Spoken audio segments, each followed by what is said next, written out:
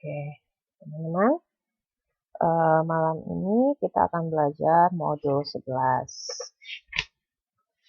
Sudah pada belajar? Sudah pada baca modul 11-nya?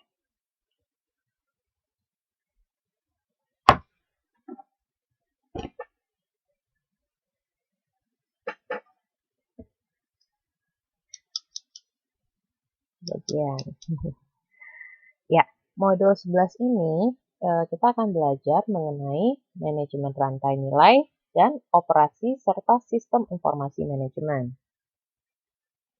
Nah, dari modul 11 ini ada 27 poin yang diharapkan teman-teman dapat mengerti, dapat paham setelah kita belajar modul 11 ini. 27 poin itu, yang pertama, pengertian rantai nilai dan manajemen rantai nilai. Yang kedua, strategi meningkatkan efektivitas manajemen rantai nilai. Yang ketiga, sistem manajemen operasi. Poin keempat, model manajemen operasi. Yang kelima, barang dan jasa. Yang keenam, konsep kualitas. Yang ketujuh, pengendalian kualitas tradisional. Yang kedelapan, manajemen kualitas total. Yang kesembilan, manajemen produktivitas. Yang ke-10, menggunakan sistem operasi untuk pengendalian. Yang ke-11, menggunakan sistem operasi untuk manajemen pembelian. Yang ke-12, menggunakan sistem operasi untuk mengelola persediaan. Kemudian yang ke-13, informasi dan data. 14, mengenai peranan komputer. Poin ke-15, mengenai tingkatan manajer dan jenis informasi. Kemudian yang ke-16 yaitu CIO atau Chief Information Officer. Yang ke-17, desain sistem informasi manajemen. Yang ke-18, langkah desain SIM. Kemudian yang ke-19, mendorong efektivitas desain SIM. Yang ke-20, meningkatkan sistem informasi manajemen. 21, gejala SIM yang tidak memadai. Yang ke-22, beberapa perbaikan SIM. Poin ke-23, implementasi SIM. 24, beberapa hambatan untuk SIM. 25, mengatasi hambatan SIM. 26, jenis-jenis sistem informasi manajemen. 27, beberapa keterbatasan sistem informasi manajemen. Nah, ini adalah 27 poin yang diharapkan teman-teman dapat mengerti setelah kita belajar modul 11 ini.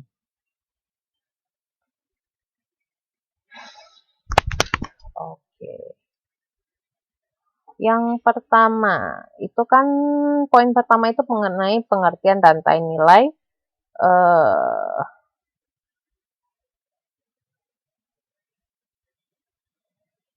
Rantai nilai yang kita pertama ya.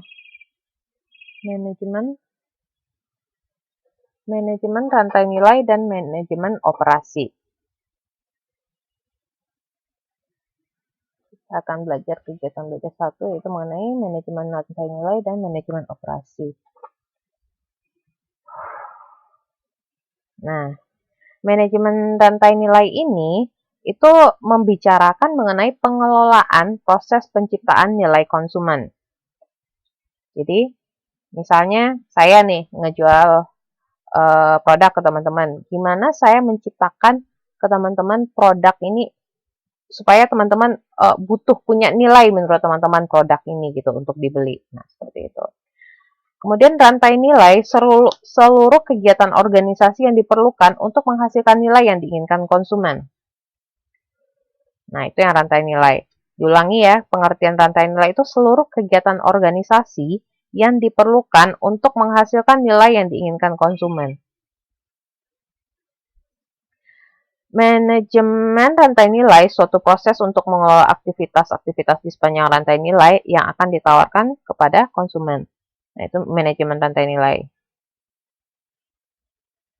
Nah, coba dilihat bukunya halaman 11.15 di gambar 11.1. Sudah dibuka bukunya? Ya, gambar 11.1 itu menerangkan kepada teman-teman mengenai bagan rantai nilai. itu teman-teman ngelihat kan ada garis putus-putus kan yang di bagian rantai nilainya itu, lihat. Nah, garis putus-putus atau patah-patah itu menunjukkan setiap kegiatan pendukung bisa saling bersinggungan.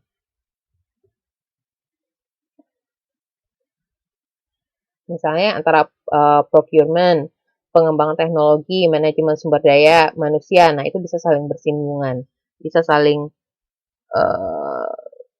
apa ya, membutuhkan satu sama lainnya, bisa kerjaannya itu bisa saling membantu kayak gitu.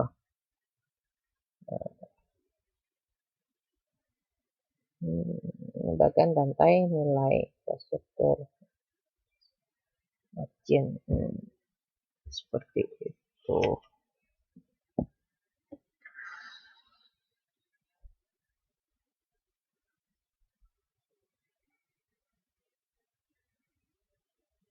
Kemudian kita masuk ke rantai nilai perusahaan.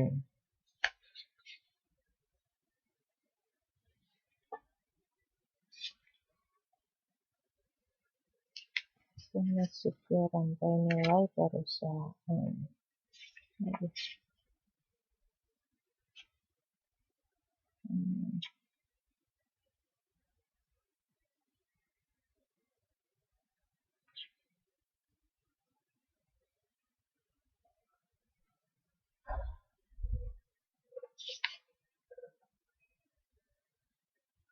Nah, saya belum nerangin ini ya. Maaf, sebentar, kita mundur sedikit. Yang coba dibuka lagi bukunya di halaman 11.1 itu, yang mengenai bagian rantai nilai. Saya lupa ini. Nah, teman-teman di situ kan ada dua kegiatan kan, ada kegiatan pendukung dan ada kegiatan utama. Nah, kegiatan pendukung dan utama itu ditujukan untuk menciptakan nilai, yaitu manfaat yang dihargai oleh konsumen.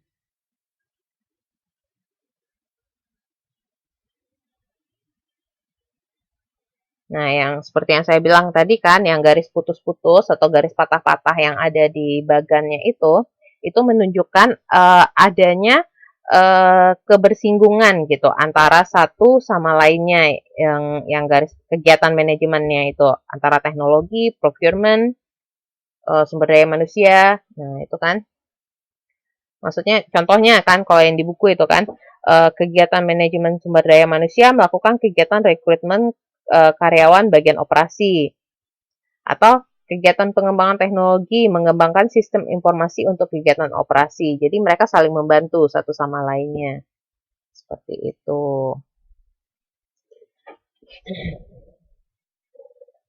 Kemudian kita masuk ke rantai nilai perusahaan. Rantai nilai perusahaan merupakan bagian dari rantai nilai-nilai lain yang kemudian membentuk rantai nilai industri. Nah, ini kalau teman-teman lihat di halaman 11.7 di gambar 11.2, nah itu ada bagan rantai nilai industri.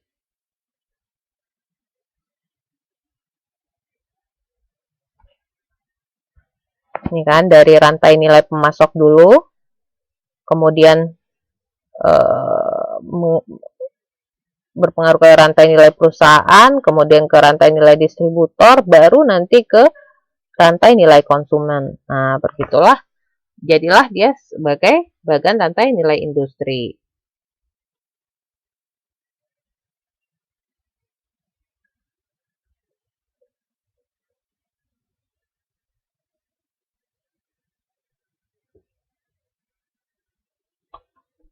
Seperti itu. Next ya. Nah, kita masuk ke strategi meningkatkan efektivitas manajemen. Strategi meningkatkan efektivitas manajemen rantai nilai. Nah, untuk meningkatkan efektivitas manajemen rantai nilai ini bisa dilihat dari dua perspektif. perspektif individu dan perspektif organisasi. Nah, kita lihat perspektif individunya. Untuk mendorong budaya koordinasi dan kolaborasi diperlukan individu yang bersedia melakukan koordinasi, kolaborasi, serta berbagi informasi dan sumber daya. Jadi, di sini dari perspektif individu ini, karyawan itu diharapkan mempunyai kemampuan adaptasi dan fleksibilitas yang tinggi sehingga bisa mengerjakan pekerjaan yang lain. Jadi dengan adanya adaptasi dan fleksibilitas ini, itu diharapkan bisa meningkatkan kemampuan koordinasi dan kolaborasi. Gitu. Nah, kemudian kita lihat dari perspektif organisasinya.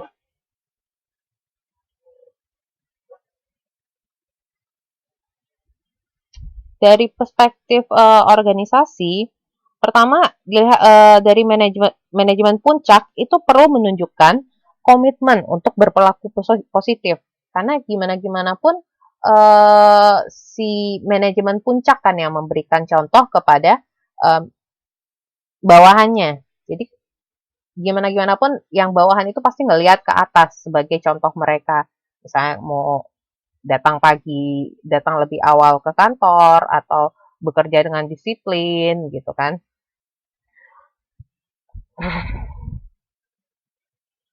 Kemudian yang kedua,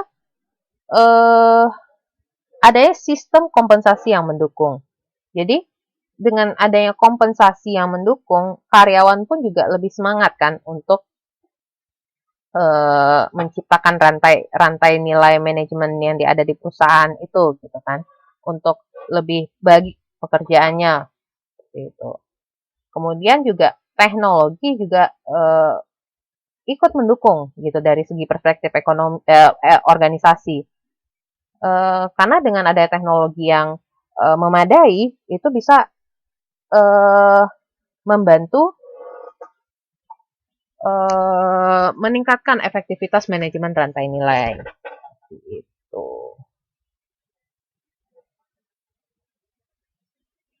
Kemudian kita lanjut ke sistem manajemen operasi. Silakan dibuka bukunya di halaman 11.11. Sudah dibuka bukunya halaman 11.11. Nah, itu ada gambar 11.4 kan?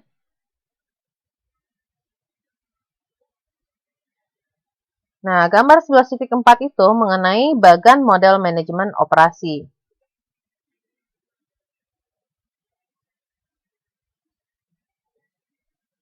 Bagan manajemen operasi.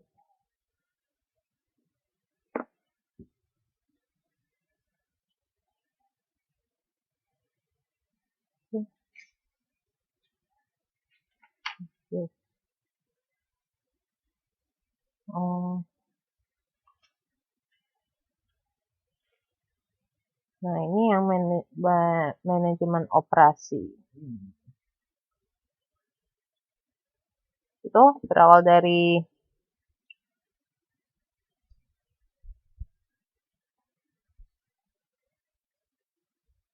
input. Oh, ini inputnya di sini. Jadi, kalau teman-teman lihat kan, itu kegiatan manajemen operasi itu dimulai dengan input kan, kemudian berakhir pada output. Kalau nggak salah saya juga pernah bikin di kelas ini kalau nggak salah ya, apa namanya, alurnya kegiatan di perusahaan atau organisasi, input, proses, kemudian output. Itu kan standarnya kegiatan di perusahaan atau di organisasi kan. Input ada yang dimasukkan, kemudian diproses, kemudian setelah diproses jadi output atau produk kayak gitu. Nah, di sini di model manajemen operasi ini itu dilihat kan ada lingkungan eksternal yang mempengaruhinya kan, input, proses informasi, outputnya. Inputnya itu ada sumber daya manusianya, ada modal, teknologi, ada informasi, kemudian dari proses transformasi, kemudian dari prosesnya ada proses transformasi atau proses perubahan, kemudian outputnya bisa berupa produk, jasa, informasi, kepuasan kerja, dan lain-lain. DEC. Nah, seperti itu. Ini bagian model manajemen operasi. Kemudian kita lihat operasi produk, barang, dan jasa. Operasi produk, barang, dan jasa.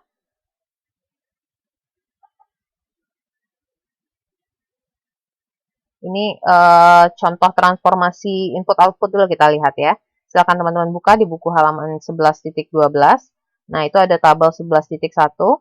Itu ada contoh transformasi input-output. Nah, misalnya kalau di rumah sakit, inputnya pasien. Transformasinya apa? Kesehatan. Outputnya apa? Pasien yang terobati. Kalau sekarang, saya mau tanya sama teman-teman.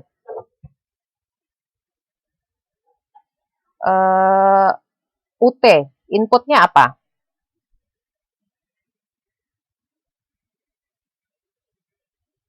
Inputnya apa?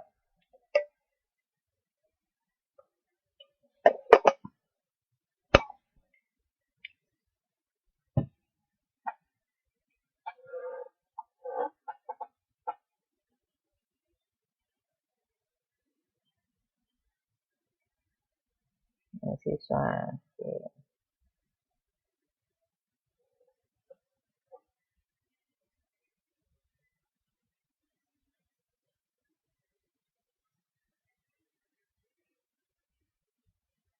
Kalau transformasinya, kalau UT transformasinya menurut teman-teman apa?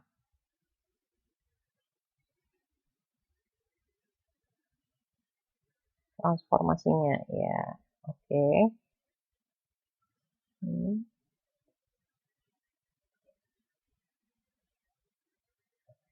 Hmm.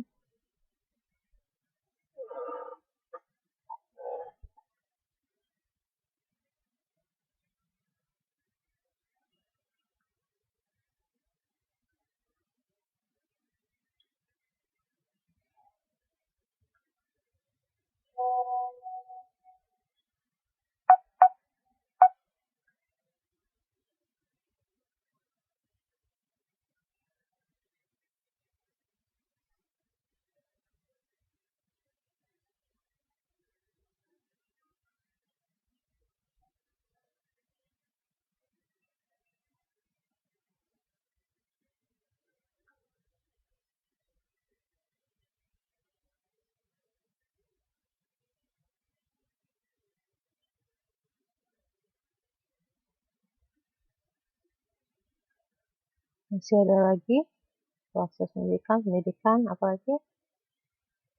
Saya tunggu 1 menit lagi.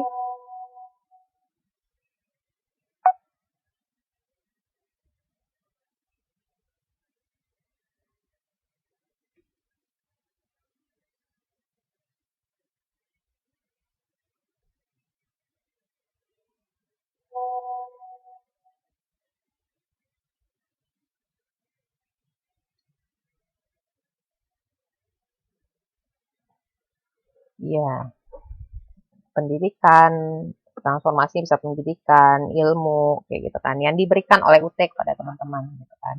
Kemudian outputnya apa?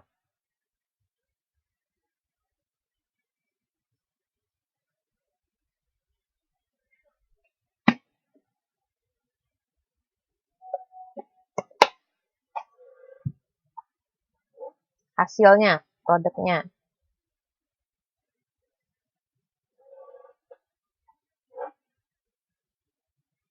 Mhm.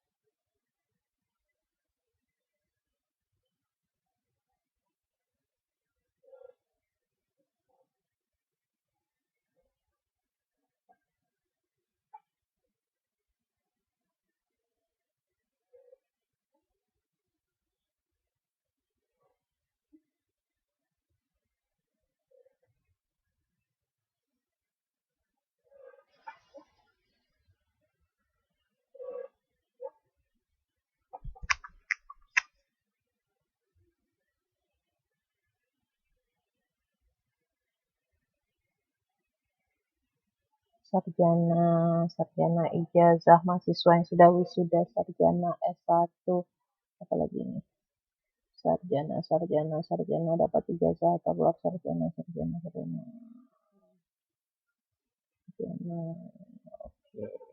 Ya, boleh. Itu kan tergantung teman-teman produk yang teman-teman, apa yang teman-teman dapatkan rasanya gitu kan. Oke, jadi teman-teman sudah cukup paham kan ya mengenai proses transformasi input itu apa, transformasi itu apa, dan output itu apa. Oke, kita masuk ke tabel 11.2 mengenai perbedaan barang dan jasa.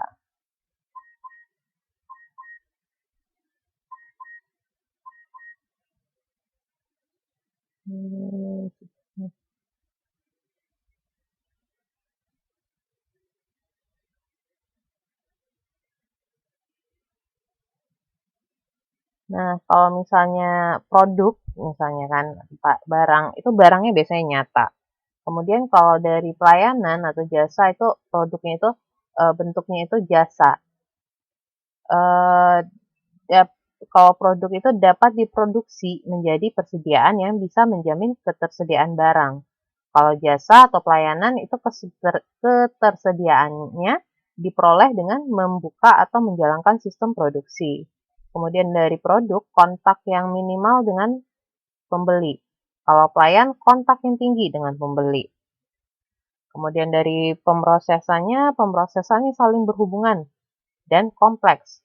Kalau yang pelayanan itu pemrosesannya itu relatif sederhana. Kemudian dari segi permintaan terhadap kalau misalnya produk itu umumnya bervariasi, ada yang mingguan, bulanan, musiman.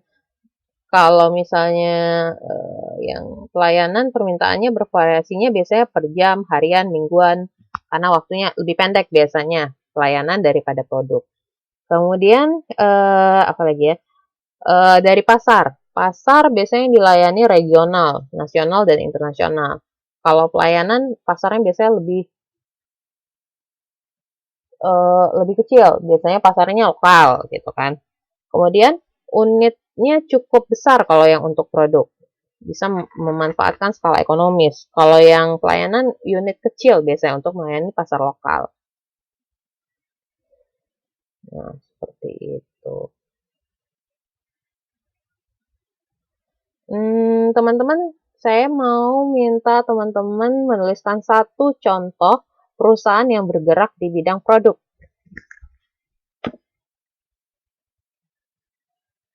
Silakan ditulis.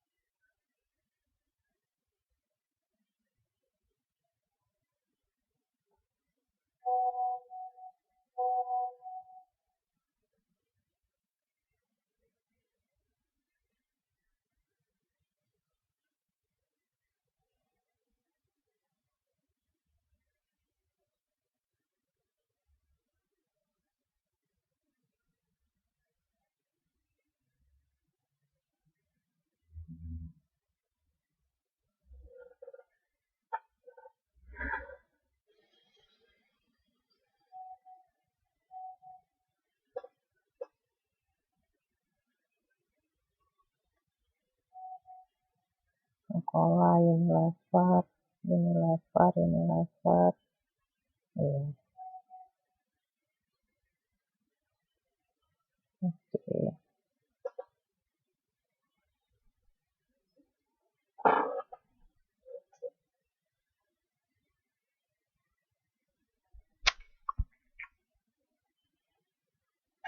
Kalau perusahaan atau organisasi yang bergerak di bidang jasa, silakan ditulis satu.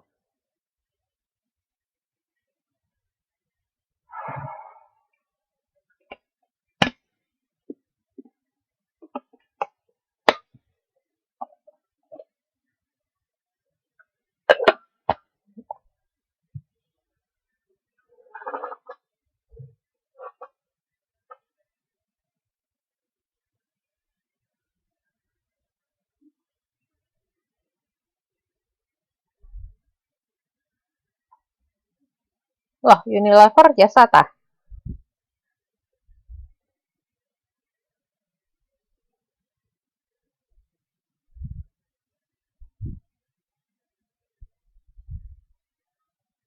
Nia Putri, Unilever jasa tah? Jasa mengenyangkan umat ya?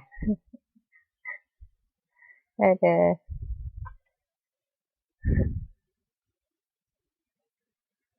Oke. Oke, jadi teman-teman bisa kan ngebedain mana perusahaan yang bergerak di bidang produk, mana yang bergerak di bidang jasa, mana dia yang menghasilkan produk, mana yang dia menghasilkan jasa. Oke, kita lanjut ke konsep kualitas.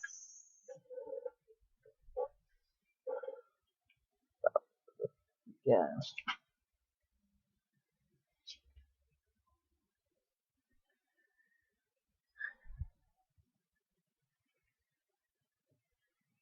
Nah, konsep kualitas ini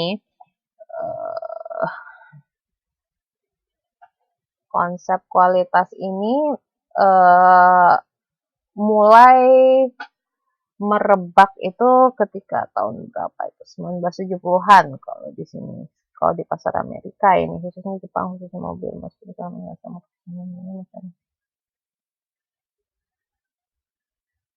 jadi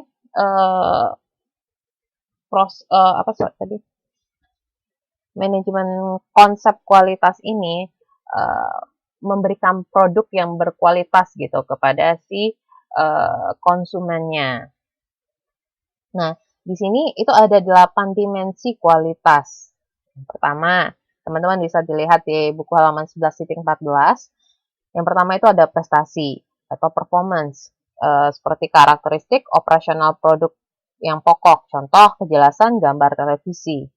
Kemudian yang kedua, tampilan atau features. Itu mendukung karakteristik fungsional dasar produk. Contoh, power window untuk mobil.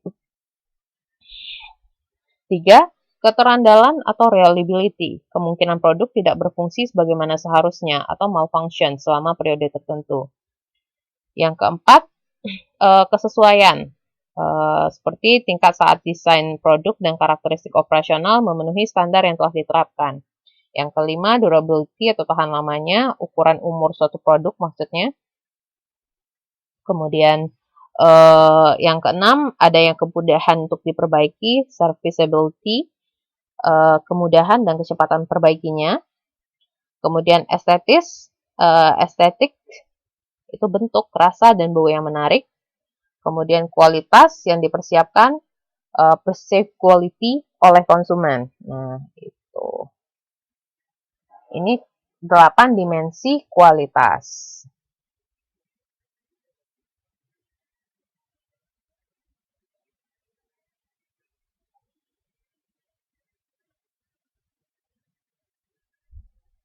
Ada 2 pandangan mengenai konsep kualitas ini. Yang pertama dulu pandangan lamanya itu trade off antara kualitas dan produktivitas. Jadi mau kualitas, produktivitasnya direndahkan.